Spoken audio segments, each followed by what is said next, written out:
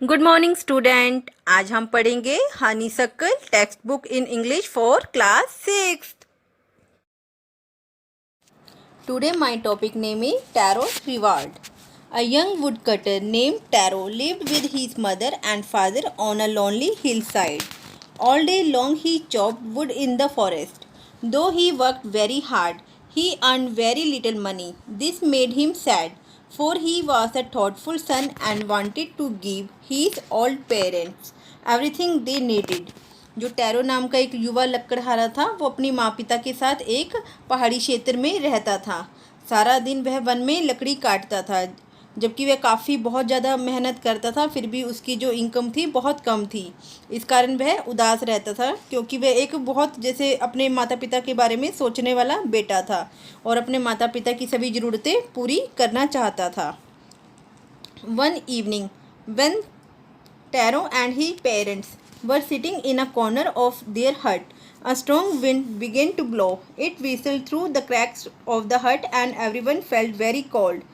Suddenly Taro's father said, "I wish I had a cup of shake. It would warm me and do my old heart good." तो जो एक शाम जब tarot और उसके माता पिता अपनी झोंपड़ी में बैठे हुए थे, तो बड़ी तेज़ हवा चलने लगी। झोंपड़ी की जो थोड़ी थोड़ी दरारें से जो होती हैं, उसमें से हवा की सीटी की आवाज़ आ रही थी और हर व्यक्ति को बहुत ज़्यादा ठंडक महसूस हुई। अचानक टैरो के पिता बोले, काश मुझे एक प्याला साकी मिल जाता तो मेरे शरीर में कुछ गर्मी आ जाती। जो ये सेक है, इसका मतलब होता है एक नशीला पदार्थ होता है, और मेरा बूढ़ा जो दिल है, हृदय है, वो भी बहुत अच्छा महसूस करता। This made Taro sadder than ever, for the heart warming drink called sake was very expensive. How do I earn more money, he asked himself. How do I get a little sake for my poor old father. He decided to work harder than before. पिता की जो ये इच्छा थी, ये सुनकर tarot जो है वो पहले से काफ़ी उदास हो गया, क्योंकि साकी नामक जो पेय था वो बहुत महंगा था। उसने कहा कि मैं किस प्रकार से अपनी आमदनी, अपनी इनकम बढ़ाऊं। उसने स्वयं से ही मतलब क्वेश्चन किया कि मैं किस प्रकार से अपने पिता के लिए ये जो सेक है लेके आऊं। उसने पहले से अधिक और मेहनत की और लकड़ी काटने का निश्चय कर लिया। Next morning Taro jumped out of bed earlier than usual and made his way to the forest. He chopped and cut as the sun climbed, and soon he was so warm that he had to take off his jacket. His mouth was dry and his face was wet with sweat. My poor old father, he thought, if only he was as warm as I. And with that he began to chop even faster, thinking of the extra money he must earn to buy the sake to warm an old man's bone. तो जो वो था, उसने क्या किया, अगली सुबह tarot जो था उसने अन्य दिनों की तरह ही कुछ जल्दी ही वो अपने बिस्तर से उठ गया और जंगल की ओर तरफ चला गया। वहाँ उसने लकड़ी काटी। सूर्य जो था आसमान के ऊपर चढ़ता गया, तो काफ़ी थोड़ी देर में टैरो को इतनी गर्मी लगने लगी कि उसने अपनी जैकेट उतार दी। उसका मुंह भी सूख रहा था, चेहरे पर काफ़ी पसीना आ गया था। उसने सोचा कि मेरे प्रिय बेचारे पापा, उसके मन में वैसे ही ख्याल आया कि काश वह भी मेरी तरह गर्मी महसूस कर पाते, और फिर उसने बड़ी तेज़ी से लकड़ी काटनी शुरू कर दी। वह अब उस अतिरिक्त राशि के बारे में सोच रहा था जिसे कमाना उसके लिए ज़रूरी था, ताकि वो अपने बूढ़े बाप की हड्डियों को कुछ गर्म रखने हेतु जो वो सेक पीना चाहते थे वो खरीद ले। Then suddenly Taro stopped chopping. What was the sound he heard? Could it possibly by rushing water? Taro could not remember ever seeing or hearing a rushing stream in that part of the forest. He was thirsty. The axe dropped out of his hands and he ran in the direction of the sound. फिर क्या हुआ, tarot ने लकड़ी काटना एकदम बंद कर दिया। उसे यह कैसी आवाज़ें, उसने सोचा कि मेरे कानों में आ रही हैं, कहीं यह कोई बहते हुए पानी का शोर तो नहीं है। टैरो को याद ही नहीं आया कि उसने कभी जंगल के इस भाग में कभी किसी नदी को बहते हुए देखा हो या उसका शोर सुना हो। उसके हाथों से जो कुल्हाड़ी थी वो गिर गई और वह उस आवाज़ की तरफ दौड़ पड़ा। Tarot saw a beautiful little waterfall hidden behind a rock, kneeling at a place where the water flowed quietly. He cupped a little in his hand and put it to his lips. Was it water, or was it sake? He tasted it again and again, and always it was the delicious sake instead of cold water. जो था, tarot ने एक चट्टान के पीछे छिपा एक सुंदर छोटा सा जलप्रपात देखा, जहाँ पर जिस स्थान पर पानी का जो बहाव बड़ा शांतिपूर्ण था, उसके घुटनों के बल बैठ गया और वह हाथों को एक कप की तरह बनाकर उसमें पानी उसने भर लिया। उसने उसे अपने होंठों से लगाया और उसने कहा, ये क्या जल है या ये वो सैक है? उसने बार बार वह पानी पिया और उसे वह बड़ा स्वादिष्ट ही लगता रहा और उसने कहा, ये कोई आम ठंडा जल नहीं है। Taro quickly filled the pitcher he had with him and hurried home. The old man was delighted when the sake, after only one swallow of the liquid, he stopped shivering and did a little dance in the middle of the floor. That afternoon, a neighbor stopped by for a visit. Taro's father politely offered her a cup of the sake. The lady drank it greedily and thanked the old man. Then Taro told her the story of the magic waterfall. Thanking them for the delicious drink, she left in a hurry. By nightfall, she had spread the story throughout the whole village. Tarot ने क्या किया, शीघ्रता से अपना जो घड़ा था उसमें वो पानी भरा और अपने घर की ओर बड़ी तेजी से चला गया। उसने अपने बूढ़े पिता को वो स्वादिष्ट जो सेक था पीकर उसे मतलब काफ़ी खुश किया। उस पेय की एक घूंट पीते ही उसका ठंड से कांपना थम गया और वह बीच फर्श पर खुशी से नाचने लगा।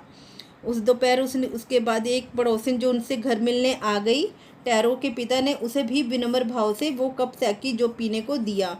तो जो महिला थी उसने भी उसे पी लिया और उसने वृद्ध व्यक्ति का आभार व्यक्त किया। फिर टैरो ने उस जादुई झरने की बात बताई और उस स्वादिष्ट पेय के बारे में उसने उसको धन्यवाद देकर वह और जो है वो शीघ्रता से अपने घर चलेगी।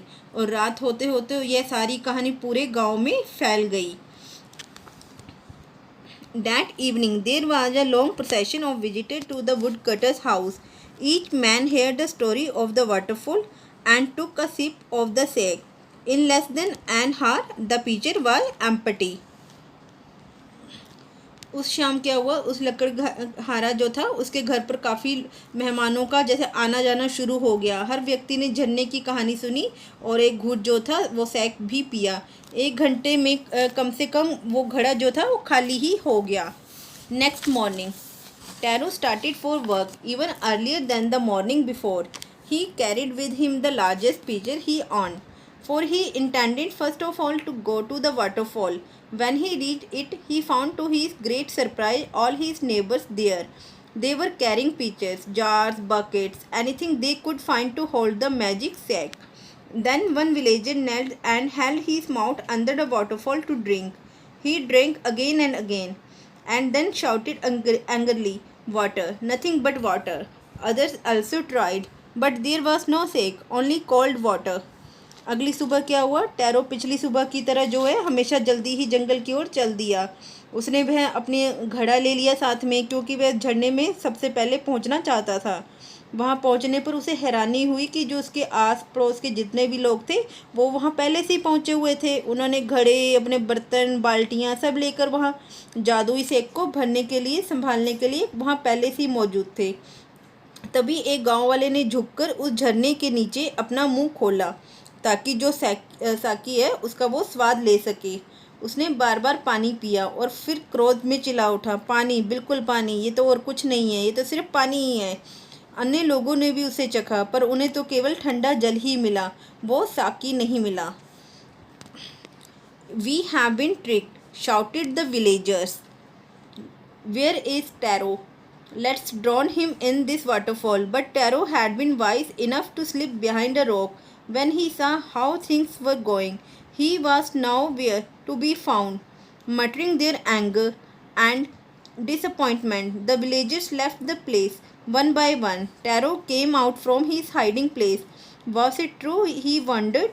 Was the snake a dream? Once more he caught a little liquid in his hand and put it to his lips. It was the same fine snake. To the thoughtful son, the magic waterfall gave the delicious snake. To everyone else, it gave only cold water. हमें उल्लू बनाया गया है। गांव वाले जो थे वो जोर से चिल्लाए, टैरो कहाँ है? चलो हमें उसी जलप्रपात में इसे डुबो दें। वहाँ जो टैरो था उसने बुद्धि से काम लिया और वो एक चट्टान के पीछे छिप गया। जब उसने वहाँ का रंग ढंग देखा उसका उसे कहीं भी अता पता ही नहीं लगा, तो लोगों को उसका कहीं वो दिखा ही नहीं। तो अपना जो क्रोध और निराशा दिखाते हुए लोग जो थे गांव के, वो एक एक करके वहाँ से चले गए। टैरो जो था उसने अपने छिपने के स्थान से बाहर निकल आया, जहाँ वो छिपा हुआ था चट्टान के पीछे। उसने कहा, देखा क्या गांव वालों की बात सच है? उसे हैरानी हुई। क्या ये जो सेक है मात्र एक सपना था? एक बार उसने उस जल को चुल्लू में लेकर पिया, उसमें तो वही श्रेष्ठ साकी का स्वाद था। जो सेक था वो उसको वही टेस्ट लगा। तो उस बेटे को जादुई झरने ने वही मतलब स्वादिष्ट जो था सेक दिया, बट जो बाकी लोग थे उनको वो पानी की तरह ही लगा। The story of The story of Taro and his magic waterfall reached the emperor of Japan. He sent for the young woodcutter. He and rewarded him with 20 pieces of gold for having been so good and kind. Then he named the most beautiful fountain in the city after Taro. This said the emperor was to encourage all children to honor and obey their parents. Tarot जो था उसके द्वारा जो वो खोजे गए जादुई झरने की कहानी जापान के सम्राट के कानों तक भी पहुंची।